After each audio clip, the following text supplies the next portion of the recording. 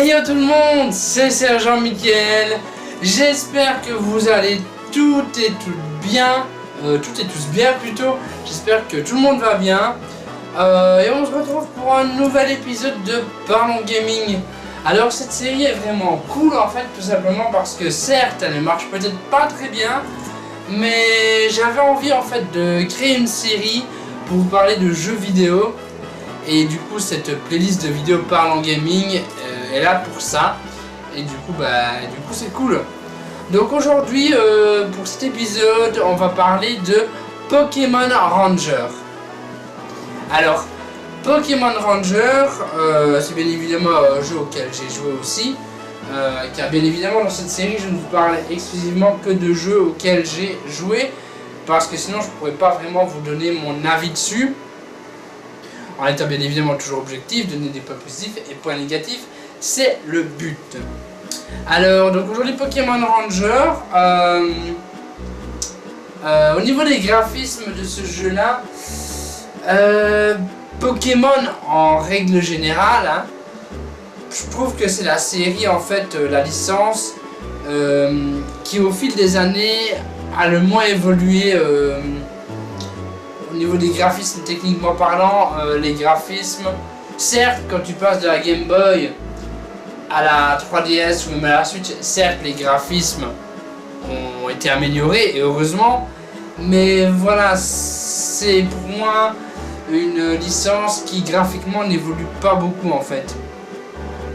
Mais cet épisode là, Pokémon Ranger, à l'époque, je trouvais qu'il était beaucoup plus réussi visuellement que la plupart des autres jeux Pokémon, dont la licence principale déjà de base.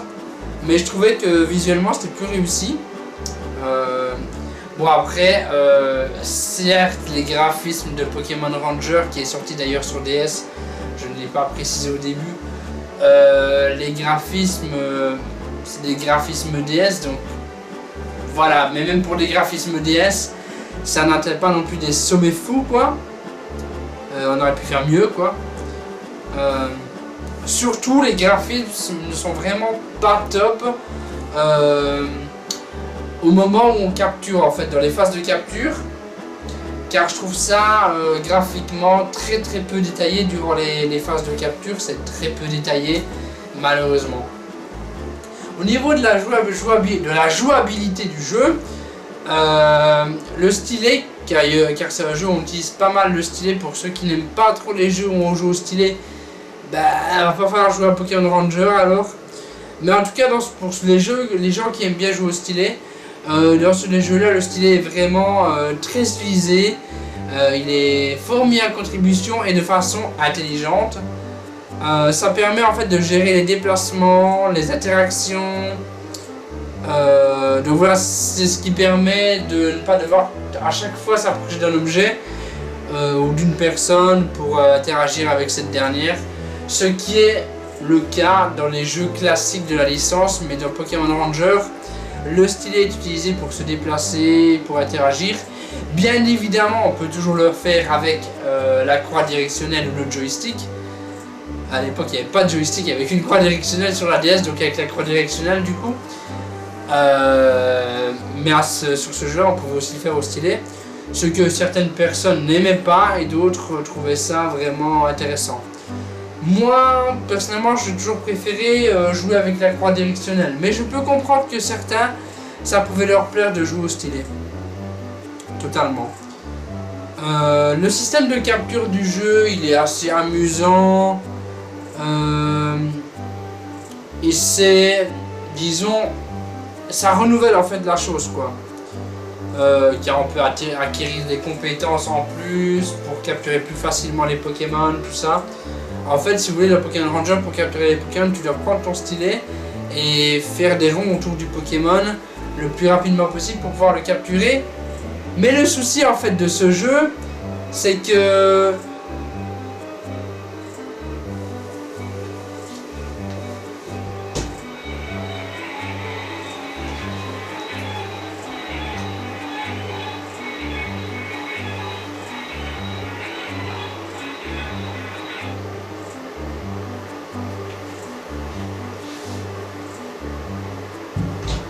Alors excusez-moi de m'avoir tué un moment, mais il s'est passé quelque chose.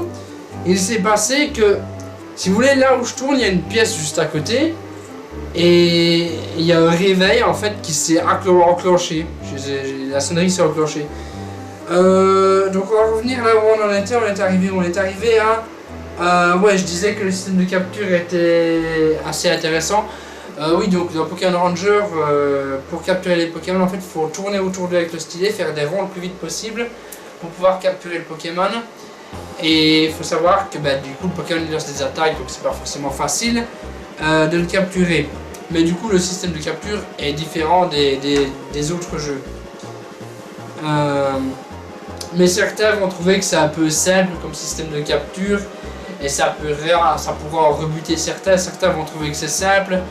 Et donc vous trouvez que, en plus que ce soit simple, ça change des jeux de jeu et les gens des fois, quand il y a du changement, ils n'apprécient pas forcément le changement. Il y a des gens qui aiment beaucoup quand ça change, il y a des gens qui malheureusement détestent le changement, mais bon ça, j'ai envie de vous dire, ça dépend des gens quoi. Voilà, certains aiment bien le changement, certains détestent ça, donc voilà, ça c'est pas un défaut du jeu, ça dépend des gens surtout. Au niveau de la durée de vie de Pokémon Ranger, je trouve personnellement que le jeu est très court et très linéaire, comme beaucoup de jeux Pokémon malheureusement.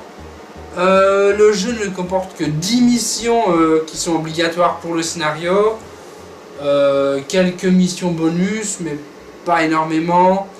Les mini-jeux aussi sont assez peu nombreux. Après on peut bien évidemment compléter le navigateur qui fait office de Pokédex, mais bon, pour le compléter entièrement, ce n'est que 200 Pokémon en tout. Bon, à certains vont peut-être sembler que c'est peu, mais j'ai pas vérifié à l'avance, mais je sais plus à quelle génération on était quand le jeu est sorti, mais c'est possible. Je dis bien c'est possible, c'est pas forcément vrai, j'ai pas été vérifier l'info. Mais c'est possible qu'à l'époque de Pokémon Ranger, il n'y avait que les 3 premières générations de sortie. Je ne sais pas si la 4ème génération était déjà sortie ou si elle venait à peine de sortir. Donc, si la 4ème génération était sortie, c'est totalement possible que 200 Pokémon c'était beaucoup trop peu pour le jeu. Mais si elle était sortie, si elle n'était pas sortie, 200 créatures c'est quand même honorable. Mais honnêtement, je pense quand même qu'à l'époque de la DS, on était quand même à plus de 400 Pokémon. Je dis peut-être des conneries, mais il me semble que 200... On pouvait en capturer 200 dans Pokémon Ranger, ça c'est une info vraie. Mais après, est-ce qu'il y en avait plus de 200 de Pokémon? Je pense quand même. Mais je suis pas sûr. Je suis vraiment pas sûr. Dans le cas où Pokémon Diamant et Perle ne serait pas sorti à cette époque-là, d'ailleurs il sort dans quelques jours, le remake. Mais au cas où le jeu de base n'était pas sorti à ce moment où la sortie de Pokémon Ranger, qui est que 200 Pokémon, mais il y en a quand même un peu plus dans les vrais jeux, 200 ça passe, tu vois. Mais si Diamant et Perle était sorti, là c'est vraiment peu 200, c'est vraiment trop peu, beaucoup trop peu pour Pokémon Ranger. Après les Pokémon, quand on les capture, ils restent pas avec nous indéfiniment, parce que Pokémon Ranger c'est plus des Pokémon que tu captures pour t'aider au moment où tu en as besoin ou au moment où tu vas en avoir besoin dans pas longtemps dans l'aventure quoi. Mais c'est pas comme dans les jeux où tu captures les Pokémon et ils restent avec toi tout le temps, que ce soit dans ta boîte PC ou sur toi. Ou alors voilà, ou alors tu peux le relâcher, mais généralement on ne fait pas ça, généralement on les garde. Bref, tout ça pour vous dire que dans Pokémon Ranger, les Pokémon on les capture, mais on les capture juste si on a besoin d'eux, ou si on pense avoir besoin d'eux, sinon on les capture pas. C'est pas vraiment un jeu où on fait la collecte des Pokémon, c'est surtout un jeu où on les capture si on en a besoin. Et bien évidemment on peut les capturer pour compléter le Pokédex, enfin le navigateur qui fait office de Pokédex, car il n'y a pas vraiment de Pokédex dans ce jeu là, mais il y a quelque chose qui s'appelle le navigateur où on peut s'en servir pour, mais voilà, ça c'est juste pour les gens qui sont accros à la collecte tout simplement. Au niveau de la bande son de Pokémon Ranger,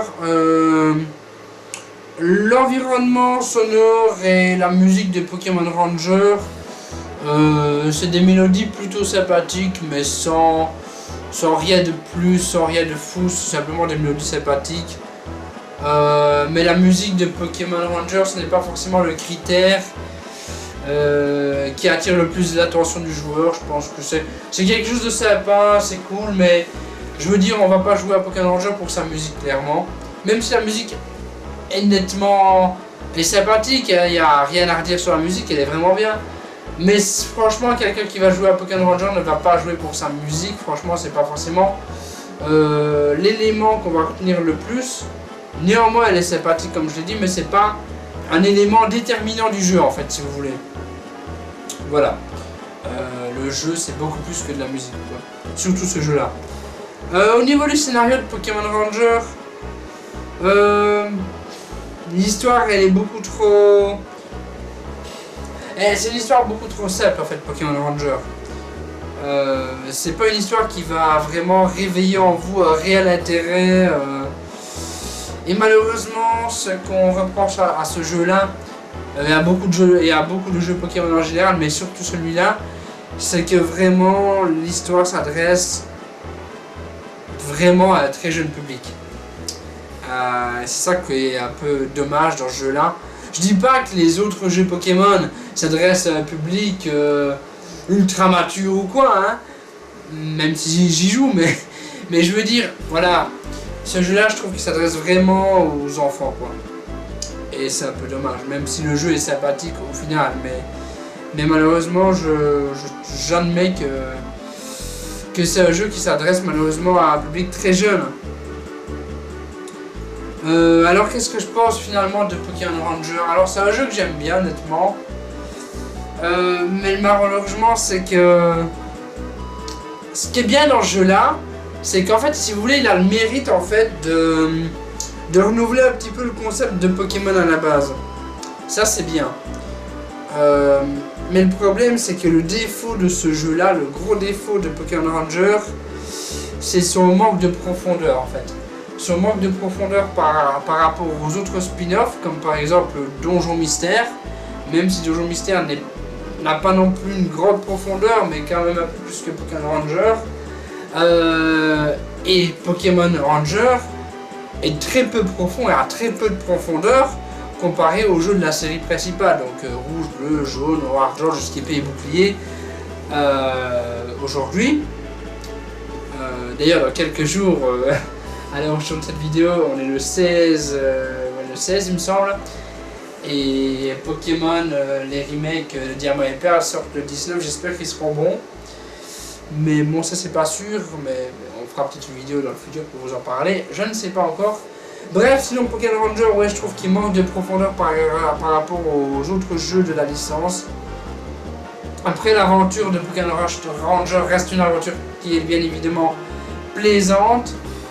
Mais je trouve qu'on a fait le tour du jeu beaucoup trop rapidement.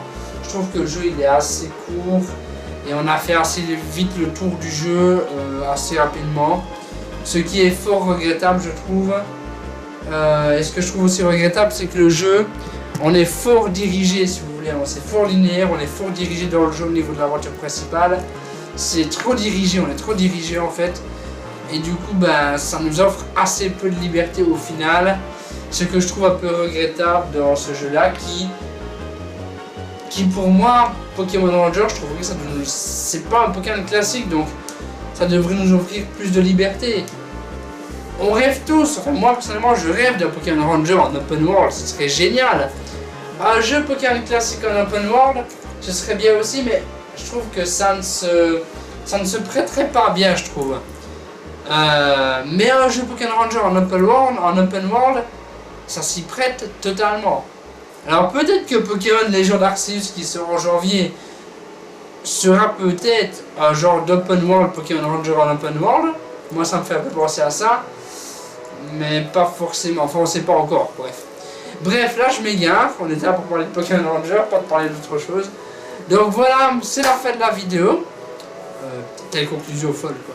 Non voilà, Pokémon Rangers c'est un jeu sympathique, donc si vous voulez jouer, jouez-y, il est sur DS. Donc forcément si vous voulez vous le procurer, il faudra aller dans les magasins cash ou en vide-grenier. Mais le jeu reste sympathique quand même, mais bien évidemment à chaque jeu c'est de trouver des qualités et des défauts. Donc merci à tous d'avoir regardé cette vidéo jusqu'au bout.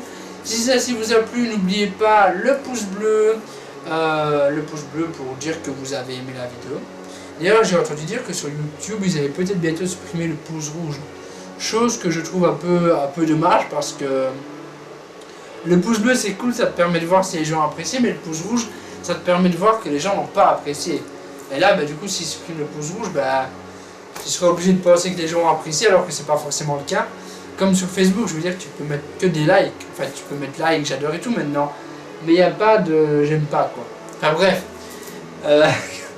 Quoi qu'il en soit, merci à tous d'avoir regardé cette vidéo. N'hésitez pas à laisser un pouce bleu si elle vous a plu. N'hésitez pas à commenter, n'hésitez pas à vous abonner si ce n'est pas déjà fait. Et n'hésitez pas aussi à partager la vidéo éventuellement à vos amis si celle-ci vous a plu. Ou si vous avez envie, tout simplement. Et en attendant la prochaine vidéo, que ce soit une vidéo parlant gaming ou une autre vidéo, je vous dis et bye tout le monde!